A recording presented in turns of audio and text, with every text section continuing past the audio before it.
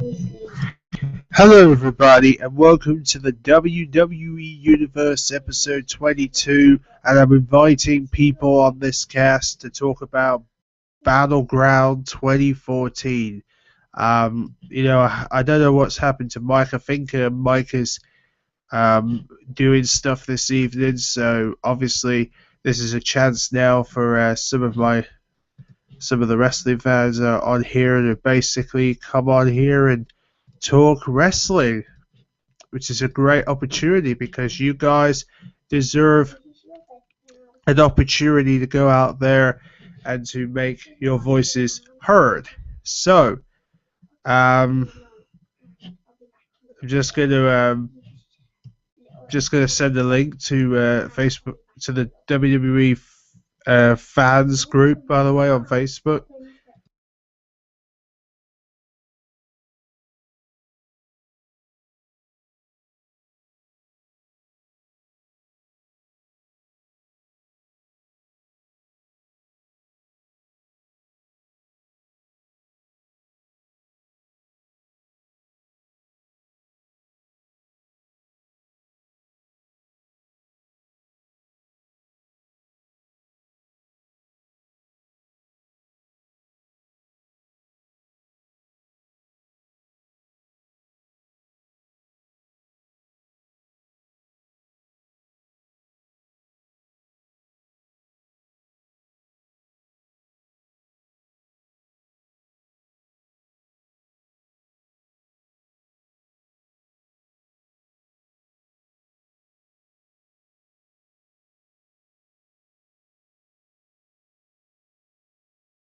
For some reason, I'm not live. For some reason, hang on a minute. Let me sort this out.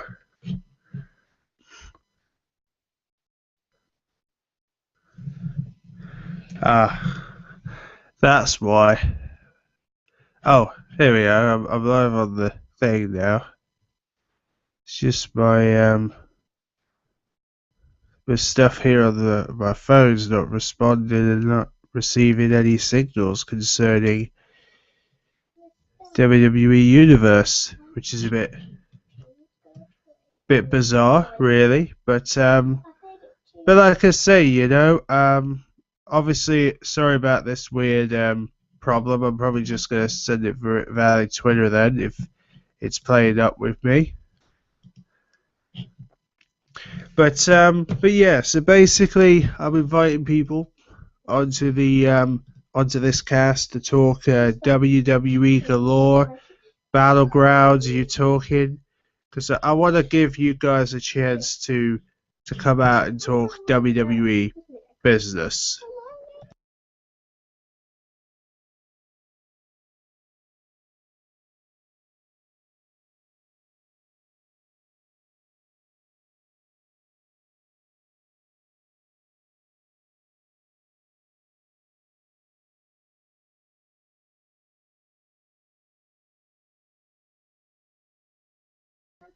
Okay, guys. So I guess you guys are pretty much tuning in now. I'm going to now show you guys some very interesting photographs of some of the stuff that happened at the event this year's Battleground.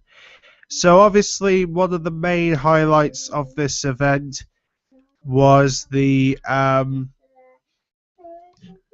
on a minute.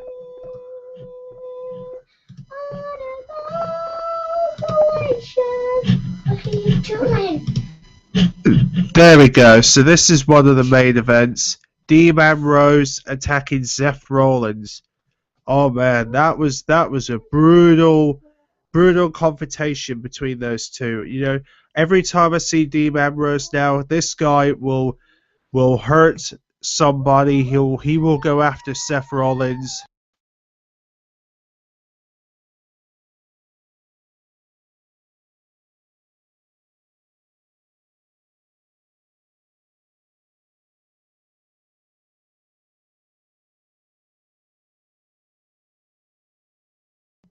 But yeah, basically, Dean Ambrose did a really great job.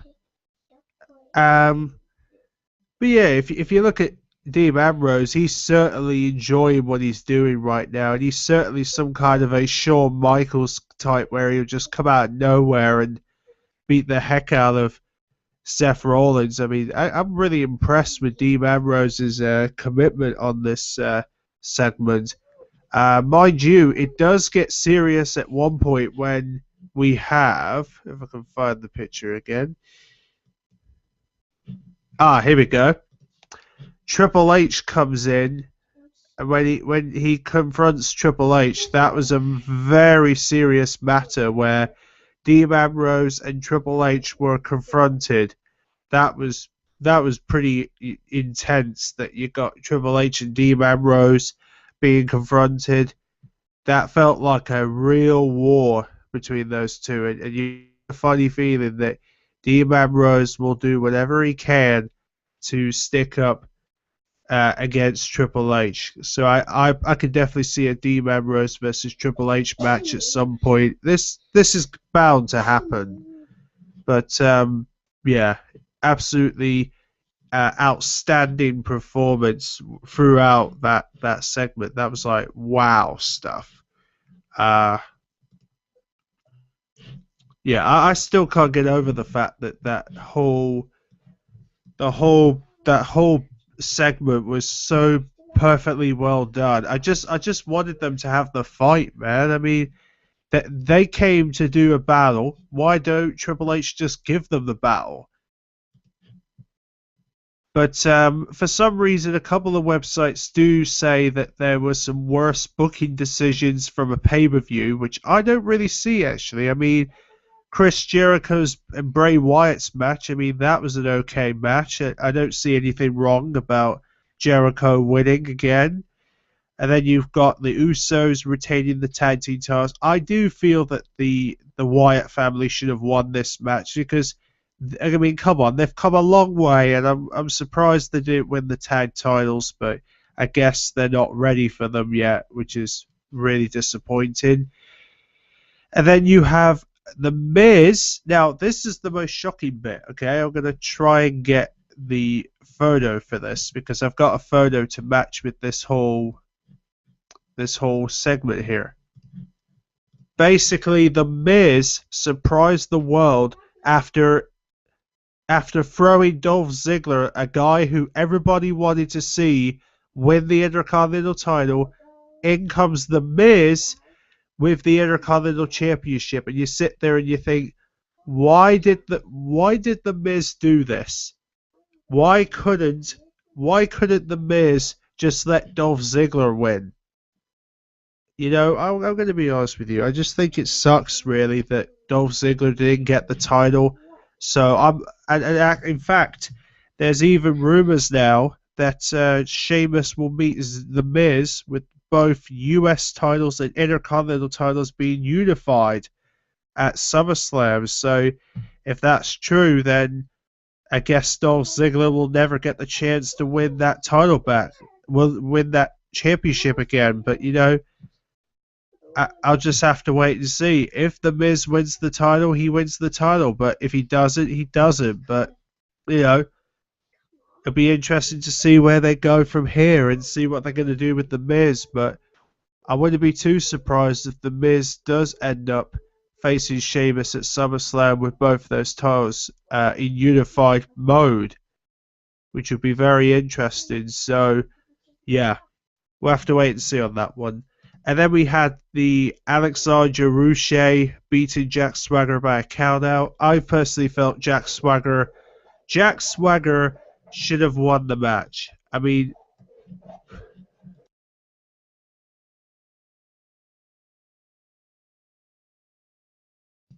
but like I said, you know, Jack Swagger should have deserved to beat Alexander Ruche. I mean, I feel sorry for the Swagger guy. I mean, I can understand that Alexander Ruche is becoming a big guy at the moment, but to be honest, Jack Swagger should have won that match. I mean, come on. And then you got AJ defeating Paige. Now, I don't understand about the whole AJ Lee Paige situation. Why is it that they always smile at each other every time they come down the ramp. I don't quite understand that whole relationship right now. I don't know if that's meant to tell us that they're really best mates in the in ring, or are they meant to be enemies, or what's going on? Because I'm a bit confused now why they're both smiling at each other during this broadcast, and I'm like, what the hell are you meant to be doing? Are you meant to be fighting like enemies, or are you meant to be, what are you meant to be doing? So I don't quite understand Paige's. I don't know what Paige and AJ are meant to be doing, but they're meant to be doing some kind of a rivalry, but for some reason it's not being taken seriously for some reason, which I don't quite understand why. So, you know, we'll have to wait and see what happens in the future modes. Really, there we go. I've sent the actual video to the Facebook group, WWE Facebook group. So hopefully,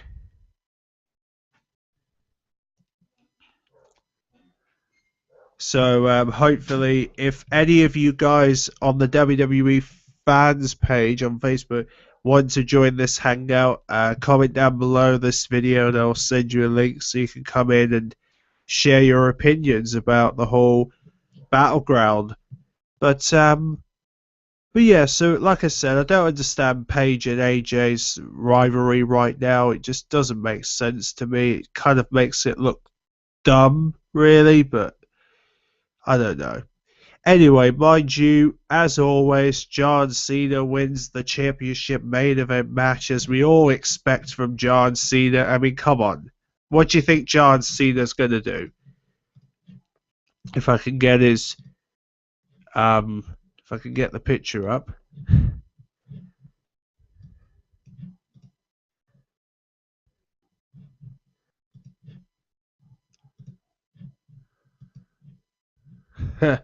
No, I haven't got the picture. That's surprising. But yeah, as expected, John Cena won the main event match against Roman Reigns, Kane, and Randy Orton. So that means it's going to be John Cena versus Brock Lesnar at SummerSlam, which is basically matching up with the whole poster that was leaked not so long ago. So I'm going to show this poster right this minute. Oh, obviously you can't see it there, but as you can tell, you got the chin of Cena and the chin of Lesnar. So I think it's safe to assume that Brock Lesnar versus Cena will be the main event at SummerSlam. But, there's nothing we can do about that one.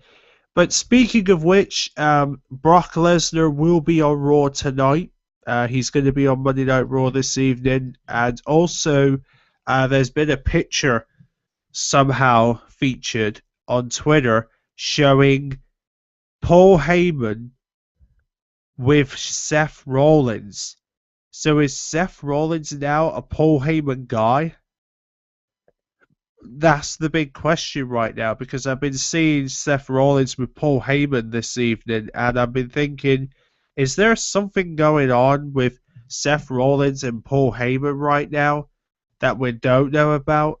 I don't know what's going on, but hopefully I'll do a second part of this review when Mike Shannon's available, so we can get his take on the whole Battleground situation. But to be honest, I mean, I don't know. I'm starting to think whether Seth Rollins will be a Paul Heyman guy after all.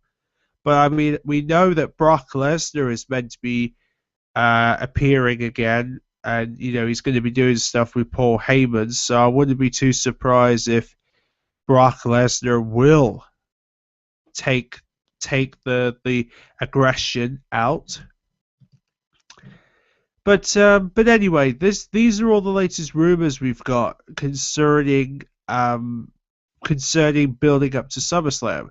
All the finishes you saw last night were what they were always going with. Apparently, that they have SummerSlam almost completely booked, and they've worked it backwards to Battleground to get what they want to do next month. By now, you will undoubtedly know that the Plan C is Brock Lesnar. Paul Heyman tweeted he was on his way to get him just in case. Well, with Cena now not scheduled for Raw tonight in Miami, WWE is planning a major angle to kick off the show that will lead to the revelation that Brock Lesnar is Plan C by the main event. You know, pending rewrites. And then you've got Summer Rae and Layla teaming together was inspired by the beautiful people reuniting in TNA. This seems to be a silly thing, but it might just actually be true. Remember those cost cutting measures that extended to take away the production crews transportations? Apparently, it could be so bad that people will be quitting because the payment isn't good enough to justify cover their own travel expense and losing out all the sleep that they lost out on driving themselves to and from the shows. In more cost-cutting, Ricky the Dragon Steamboat has apparently been released by WWE. That's right, ladies and gentlemen. Ricky the Dragon Steamboat has been released from the WWE because of the cost-cutting situation. And it's quite shocking, really, because a lot of people had high hopes for Ricky Dragon Steamboat. You know, I'm quite amazed he's actually left the company now because of all this money problem. But, you know, good. You know, he's done a good run. I mean, he's been in the Hall of Fame. Maybe it's time for him to go. I don't know, but I just feel that Ricky the Dragon Steamboat did everything he could in the ring, and you know, that's basically it for him. Speaking of CM Punk is no longer in the WWE roster now. As we all know, Punk is now officially in the other section of the roster, which means he's one of the former WWE superstars, and he'll be remembered in that roster. But he will not be a part of the main roster now, which is really, really disappointing. But however, recently CM Punk did get married to AJ Lee recently, so I do want to congratulate CM Punk and AJ with their wedding vows that they had not so long ago. You know, they're doing well for each other, and I hope that CM Punk can clear his mind and hopefully consider returning to the WWE at some stage in the future. You know, hopefully he will. I don't know. But also, speaking of which, there's also some inside info concerning Sting in WWE and Brock Lesnar's next feud, which is really interesting. So this is what The Rock says about the whole situation. Let me just get a drink here. Entertainment reporter Chris Van Vliet has got a lot down of Dwayne The Rock Johnson during a quick sit-down promoting Hercules, which premieres this Friday. The hugest global blockbuster star in the world continues to leave the door open for a possible return to wrestling and WWE. In the process, he may have given us some info of other big names currently in and rumored to be joining the company. Rock's literally that his only planned feud with Brock Lesnar that was abandoned after he was incredibly numbers of injuries in his WrestleMania 29 showdown with John Cena. Then he said he is scheduled to work a program with ba ba da da ba da da. I can't hear that as anything other than Cena's theme. That would confirm the worst kept secret in a pro wrestling history. Van Vinsel asked him, "What if you work with your cousin Roman Reigns in a return match?" Dwayne Johnson's downplay that because he's not their top heel right now. That wasn't a problem for the two matches against Cena. So maybe the Great One says something else about Reigns not being the memorable player he would come back to work with. Finally, when asked about the latest downloadable install character in WWE video game, Dwayne Johnson replied, "I do think Sting will come back. Yes, I know a guy or two, but let's just put it like that. I do think he's gonna come back. I think he's gonna be great if he does." Interesting. Interesting. So, from The Rock's point of view, it seems to me we could be seeing, from The Rock's point of view, he wants to see Sting in WWE. He wants to see Sting in the company, and that's good.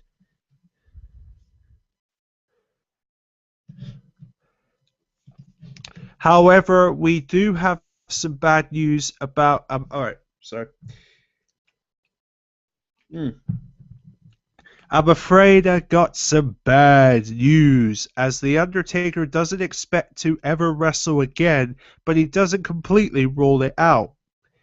The fact that The Undertaker doesn't expect to wrestle ever again currently makes the odds that he will face Sting at WrestleMania 30 very slim, despite Sting's public loyalty for that very match.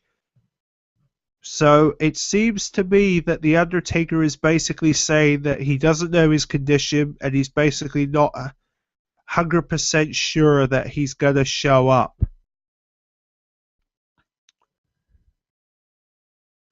So that'll be interesting. So we'll have to wait and see. Will he be there? We'll have to find out.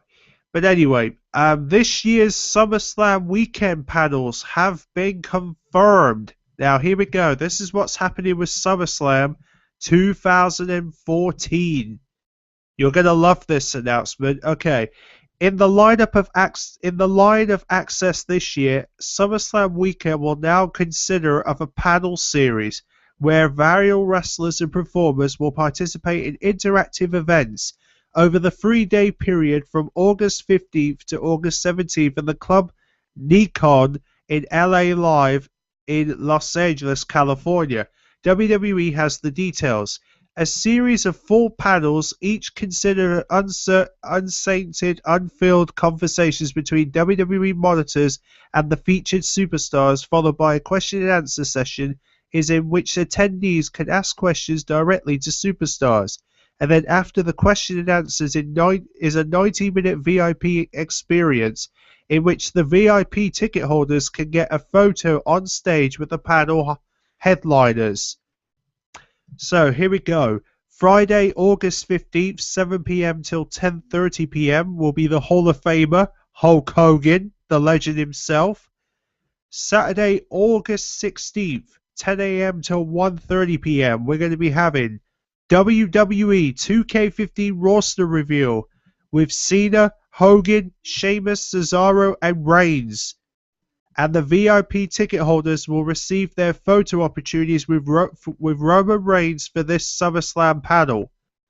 And then on Saturday, August 16th, 7:30 p.m. till 10:30 p.m., D-Generation X reunite. That is Hall of Famer Shawn Michaels and the Game, Triple H.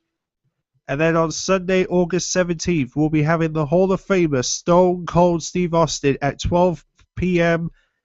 till 3:30 p.m. with a VIP talent.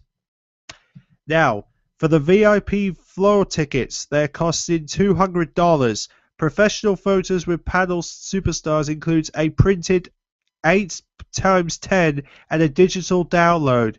Exclusive SummerSlam panels, collectibles, pre-signed posters, plural floor seating, and then the floor ticket for $100, exclusive SummerSlam panels, collectible pre-signed poster, and floor signs, or the barricade seating for $5. Tickets for all these panels will be available this Saturday. Don't miss out for this once-in-a-lifetime WWE fan experience.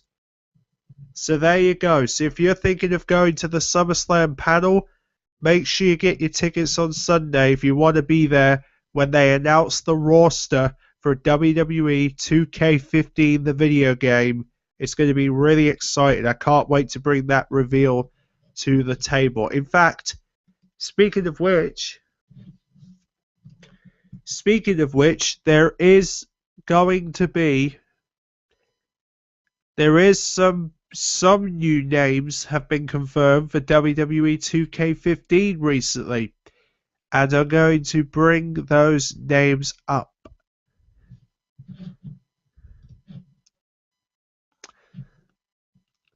Right. Alright, so 20 confirmed superstars, possible legends roster. This is coming from Games Rex. This is what they're saying. We have 20 confirmed superstars from WWE 2K15 from various sources. This came up on the official 2K website. So we've got Bray Wyatt, Antonio Cesaro, Hulk Hogan, John Cena, Roman Reigns. These were then confirmed on E3.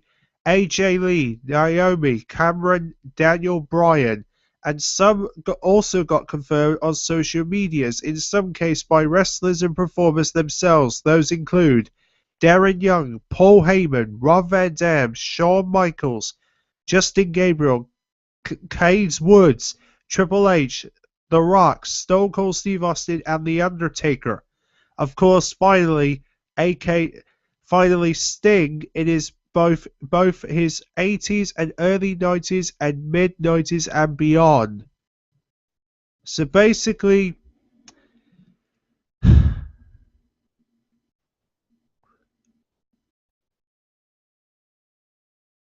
maybe this is it. Maybe this is an opportunity.